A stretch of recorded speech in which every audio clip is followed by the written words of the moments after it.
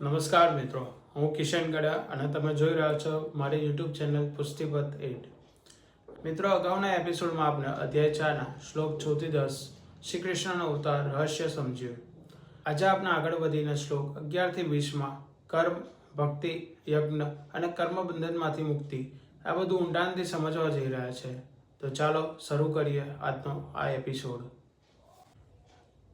અધ્યાય 4ના શ્લોક 11 થી 20માં શ્રી કૃષ્ણ કર્મ અને ભક્તિના ગ્રહણ રહસ્ય સમજાવે છે। શ્રી કૃષ્ણ કહે છે કે મનુષ્ય જે ભાવથી ભગવાનને ભજે છે, ભગવાન તેને એ જ ભાવથી સ્વીકારે છે। દરેક વ્યક્તિ અંતે ઈશ્વર સુધી જ પહોંચે છે, પરંતુ માર્ગ અલગ હોઈ શકે છે। કેટલાક લોકો સંસારિક ફળ માટે દેવતાઓની ઉપાસના કરે છે અને તેમને તાત્કાલિક ફળ મળે છે, પરંતુ એ ફળ ક્ષણિક ક્ષણ હોય છે। શ્રી કૃષ્ણ સમજાવે છે કે સમાજમાં 4 વર્ણોનું સર્જન કર્મ અને ગુણોના આધારે થયું છે, જન્મના આધારે નહીં। અને ભગવાન પોતે આ વ્યવસ્થા કરનાર હોવા છતાં કર્મથી અસ્પર્શિત રહે છે। ભગવાનના કર્મ બંધન રહિત હોય છે, જ્યારે મનુષ્ય આસક્તિના કારણે બંધાઈ જાય છે। જે મનુષ્ય આ તત્વને સમજીને આસક્તિ વગર કર્મ કરે છે, એ કર્મ તેને બંધનમાં બંધાતી નથી।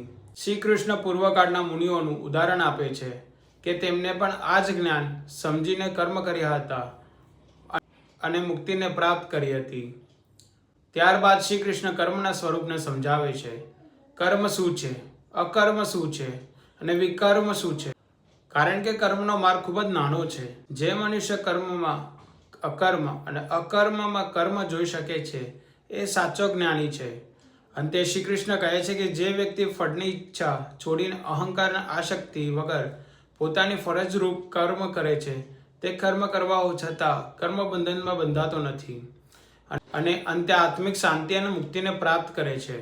આ શ્લોકો આપણને શીખવે છે કે સંસાર છોડવો જરૂરી નથી, પરંતુ સાચી સમજ સાથે કર્મ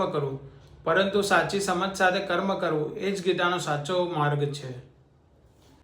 મિત્રો, આ શ્લોકો આપણને શીખવે છે કર્મ છોડવાનો ઉપદેશ ગીતા નથી આપતી, પરંતુ આસક્તિ છોડીને કર્મ કરવાથી સૌથી ઊંડી રીત શીખવે છે। જો તમને આ વિડીયો ગમ્યો હોય તો વિડીયોને લાઇક કરજો, શેર કરજો અને ચેનલને સબસ્ક્રાઇબ કરવાનું ભૂલતા નહીં। રાધે રાધે, જય શ્રી કૃષ્ણ।